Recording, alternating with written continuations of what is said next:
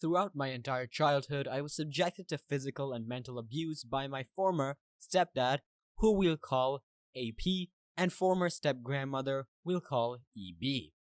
EB would even encourage my younger stepsister, who we'll call Anna, to tease and harass me as much as possible just to provoke me and give EB more of a reason to torment me.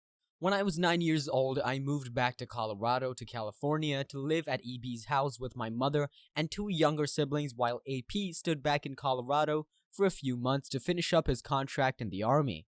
We were staying there so that my stepdad can save up for us to be able to move out into an apartment together. I absolutely hated living at EB's house. She made it a goal to make me as miserable as possible, sometimes physically but mainly mentally while we lived with her.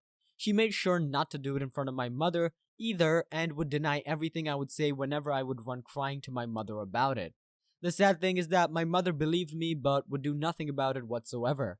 But that is another story entirely.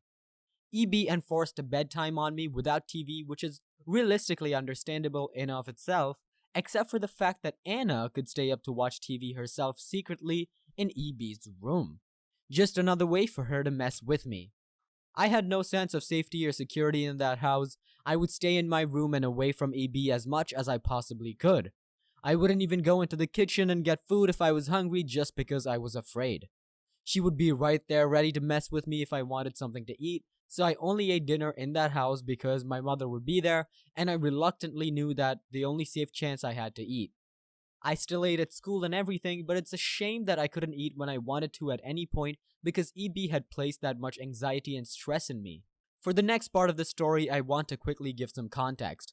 I fell in love with Pokemon as a kid and would religiously play the yellow version on my Game Boy Pocket every single day. I very badly had been wanting a Game Boy Color since it first came out. Fast forward to Christmas time, we're all opening gifts. My siblings and I all get some toys each for different things we like from Mother and AP. Next, I open my last gift from EB, which is some cheap battery-powered Pokemon game that's shaped like a Pokeball with no screen and a bunch of red lights that come in that kind of plastic packaging you need scissors to open all around the edges. Anna opens her last gift from EB, and it's a green Game Boy Color. I immediately start crying, not because I was ungrateful and expected more. I'm always appreciative with any gift that I get. It was because I knew for a fact that EB did that to deliberately get to me. The reason I know this is because Anna didn't play video games ever. She had a Nintendo 64 with a few games, but that thing collected dust until I started living there. Anna didn't even ask for a Game Boy Color for Christmas. All she wanted was Rugrats figures. After all of that happened, I went to my real dad for the rest of Christmas and to spend time with him and that side of the family. I open all my gifts and get a bunch of cool stuff, toys, and some Batman pajamas. Finally, my dad gives me two final gifts to open. I open the first box and it's Pokemon Gold and Silver, and I am beyond thrilled thinking it can't get any better than this. I open the next gift and it's a purple Game Boy Color. I could not contain myself. I was so happy, it really felt like a dream come true. After some time with my dad's family, I return home to EB's house and run inside excitedly holding up my Game Boy Color, showing my mother and AP. EB sees the Game Boy Color in my hand and immediately storms off to her room and slams the door as hard as she can to not be seen again for the rest of that daylight. Even my mother, who doesn't ever bother to defend me, couldn't help but find it funny that her plan to ruin my Christmas had backfired on her. I recently told my dad the story on Christmas this year. He and I both had a good chuckle over it. Wow, I really did not expect the outpour of support that I have received. Seeing as there are so many comments here, I just want to take the time out to thank all of you for your kind words and encouragement. I would also like to thank you guys for the awards as well. I really am grateful. I didn't expect this story to resonate with the people the way it did, but it truly makes me feel a grander sense of peace, and again, I thank you all for that. To all of you who responded with similar or parallel stories, just know from me to you that I completely empathize with what you guys have gone through. None of us asked to be born, nor do we have control over our families, be it be blood or in-law, and therefore we don't deserve to be subjected to the treatment that we receive. I sincerely wish each and every one of you the best. I would like to take the time out to answer some of the questions here that people have had about the story as well as address some of the misconceptions about some things. For those wondering about what happened to Anna, we aren't in each other's lives anymore, but we aren't in bad terms either. She turned out just fine, and for the most part, we got along as kids. Whenever we didn't, it was usually just kids being kids, aside from the EB manipulation moments, but I don't put that blame on her. She doesn't blame me for my feelings towards EB or AP and actually supports it. Regarding my mother being the one at fault here for not doing anything to protect me, absolutely yes. There are plenty more stories to be told, but she definitely wasn't an enabler, and a lot of the things she put me through had to do with her wanting to ensure we had a roof over our head, staying on EB's good side so that she had a babysitter or anything else EB could help her with, and to keep herself out of jail. I felt like I was a bargaining chip essentially. She is a coward, 100% yes. When it comes to why EB treated me the way she did, and what she had against, honestly, I don't have an answer. I feel she just genuinely didn't want to deal with me, being that I have ADHD, and thanks to AP at that point, also had PTSD. I think she just thought I was a bad kid without trying to understand me, and furthermore figured I wasn't her blood relative. So she didn't really care to understand to begin with. There were also some questions about my biological dad and why he would let me stay in that environment. That one is kind of on me because he never knew about any of the abuse going on back then. I didn't completely recognize that what's going on with me was child abuse. It took me a lot of years to finally figure out that my childhood was not normal. My mother and AP also convinced me when we moved out that if I told my dad or child therapist about what's going on, that social services would get involved and take me away to a foster home where I would live in a very oppressive and miserable circumstances. I wanted to tell my dad about everything, but unfortunately I was too gullible to fall for their bluff to keep themselves out of jail. Lastly, if anyone is curious, I am not speaking to my mother anymore, nor am I to her side of the family for the most part. I have more stories to share in the future, but long story short, they're just not good people in my eyes aside from my siblings, one aunt, and my cousins. My mother refuses to take responsibility for what she put me through, and always makes excuses for her actions, and even recently stabbed me in the back one last time, so I had to draw the line there. Out of pure interest, what happened to Anna in the end, if you don't mind me asking? I don't mind at all. So, Anna turned out fine. She's not a direct part of my life anymore, but my younger brother and sister still have contact with her. She had a kid in her young 20s and takes good care of him from what I can tell. She herself didn't care for AP and no longer really puts EB on a pedestal either. She and I had a chance to talk a couple of years ago and it was a good conversation. She feels my feelings towards AP and EB are completely justified. We both understand that the bad moments we had between each other as kids were just us being kids, but overall we had fun together more than we ever disagreed. Her ever messing with me was manipulation through EB, so I let her know I don't hold that against her.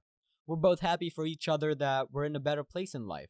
While she never suffered at the hands of AP and EB, she was AP's most neglected child. She didn't live with my mother and us, she lived with and was raised by EB and AP, just seeing her here and there.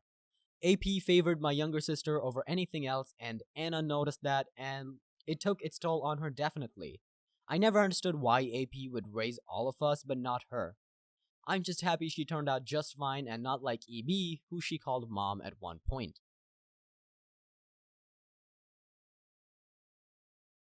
My own grandmother was like this. I'm 30 now and still remember her attempts to humiliate me and treat me less than the rest of the family.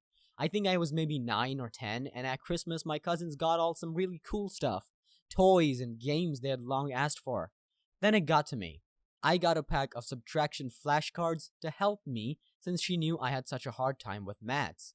My issue with maths was the fact that I hadn't had a fully uninterrupted year of teaching. Every year my schooling would be changed up when I inevitably moved schools again in the middle of the year. And if anything, I knew subtraction, I needed help with fractions, so this gift wouldn't even help me like they claimed. And you know damn well I was called selfish and ungrateful when I was very upset to get something that was meant for schoolwork on Christmas. I feel I should also note this was the only thing I received from my grandmother. It wasn't tossed in with other presents. No, that was her one gift to me that she had clearly thought out in advance. I don't understand how your mother could cowardly sit back and watch you be treated that way. I don't understand how your dad could cowardly and callously let you go back to living in that environment. There's no way I would allow anyone to treat my baby boy like that. If I had to go to hell and back for him, I would. Next story. 3 years ago, my brother began to see a new woman we shall call EM for entitled mom. Within 4 to 5 weeks of knowing my brother, she told him she was pregnant and the baby was his. Sure, that can happen, we all said, and 8 months later, we welcomed my nephew to the world. Since giving birth to my nephew, this woman has become the most entitled mother I have ever seen. My brother has another child from a previous relationship, my niece is 7, and she's scared to visit him because this woman bullies and neglects her in favor of my nephew. Allow me to furnish you all with some examples of her behavior. Example 1. The birthday incident. Brother phones our mom. Hi, has my older brother gotten anything for my son? EM is going off that his birthday was yesterday and my older brother still hasn't given us a gift for him. Mom, it's midweek. He has 2 kids of his own and works a full-time job. He said he hasn't had time to drop around, but he'll do it at the weekend. EM proceeds to message every day for 5 days until nephew gets his birthday present, then privately complains to my brother who told us that the gift is not good enough and shouldn't have been late. Example 2. This Christmas incident. EM. Why does she get 2 Christmas stockings? Everyone, what? EM. Well, niece's name gets 1 Christmas stocking from her mother and 1 from us, brother and EM. That's not fair on nephew's name. Your family should do an extra stocking for nephew to make it fair. They should cost the same too. Brother, my daughter gets 2 stockings because she has 2 homes. Our son gets 1 because his parents are together. I'm not going to ask my family to buy more presents for my nephew than niece. EM, that's not how this works. If she gets 2 things, the nephew should too. Your family clearly likes her better. Everyone is shocked. Brother messages my mom later. Please, can I send you money to do an extra stocking for nephew? EM has been ranting about this for hours. I just need some peace. Example 3. The vacation incident. My brother, EM, niece, and nephew all went on vacation together. My niece had to accompany my nephew on every single ride. If my nephew was too small or didn't want to go on a ride, then my niece wasn't allowed to either. Doesn't seem fair as nephew was 2 and niece was 6, but sure, some parents do that, I guess. The real issue though came when my niece asked to go on a ride just with her dad. One of those banana boat swing thingies. All hell broke loose because nephew absolutely couldn't go on that at 2 and it was decided niece couldn't either. So my niece got upset. She said not because she wanted to go on that ride, but because she wanted to do one thing just her and her dad. EM reportedly took my niece aside, sat her down and gave her a lecture that she was a selfish little girl, she was ruining the vacation, and that brother and EM didn't like her very much right then. My niece now very clearly gets super nervous about asking for things, and if you ask her, would you like to do X, she shrugs and says, I don't know, or I guess. She didn't used to be this way. It's heartbreaking. If people want more examples, I can give them because these were tame, especially compared to my nephew's food allergy and medical restrictions, and even EM's own daughter from a previous relationship. Thank you for all the kind words and concern for my niece. To clear up some common questions, yes, BioMom knows all this is happening, and when my niece tells her she doesn't want to go to dad's, then she doesn't, no questions asked. By which I mean no pressure is put on her to go. No, my brother isn't married to EM, and no, a paternity test has not yet been done. Yes, we are all seeking to help my brother out of this situation. We have offered him places to stay and help with his kids if he leaves EM. We want the best for him, my niece and nephew, and we want EM gone, but we are not going to drive a wedge between our family because that will likely push my brother closer to EM and further from us. Your brother needs to be told that by enabling his partner's abuse of his daughter, he is also abusing her. Maybe putting it that way will get it through his head. Also, if you witness this stuff happening, you need to swoop in and stop it too. If your brother complains, you might be okay watching and enabling this woman's abuse of your daughter, but I am not, and I won't let her abuse and terrorize my niece. Have words with kiddo's mom too, because she needs to know what sort of environment her daughter is being subjected to. Your brother will wonder why his brother hates EM and him as she ages. She will have absolutely no contact with him in the future. Make her understand that you will always be there for her. Start setting up an escape fund for her, and she will also need counseling. Does her mother know what is happening? She should limit the child's contact with your brother. Just allow her to meet him at your mother's home. Talk to your brother about this. EM is abusing this child. Your brother needs to get a DNA test. You never know. So, I have a degree in fashion, which some people think means I can be their personal seamstress.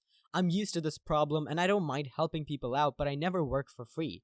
My pregnant friend recently reached out to me and asked me if I could make her wedding dress and sent me pictures of the idea she had in mind.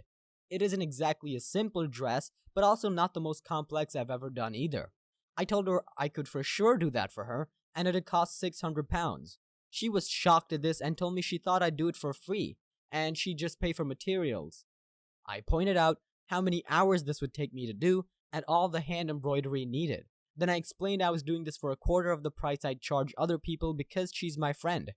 At this point, she started getting very upset, telling me I have no idea how much stress she's under with the wedding, and the fact that she's pregnant, and how money is tight, and how this should be my wedding gift to her, and how great it'd look in my portfolio. I don't think I'm being unreasonable to want some money for this, but other friends are telling me it's horrible how I'm wanting to charge her for this, and it's not like I'm a high-end bridal shop.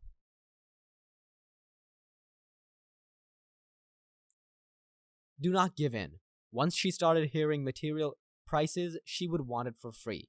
People don't seem to realize when a person sews, knits, crochets, etc. as a gift how much money, time, and thought are truly in it.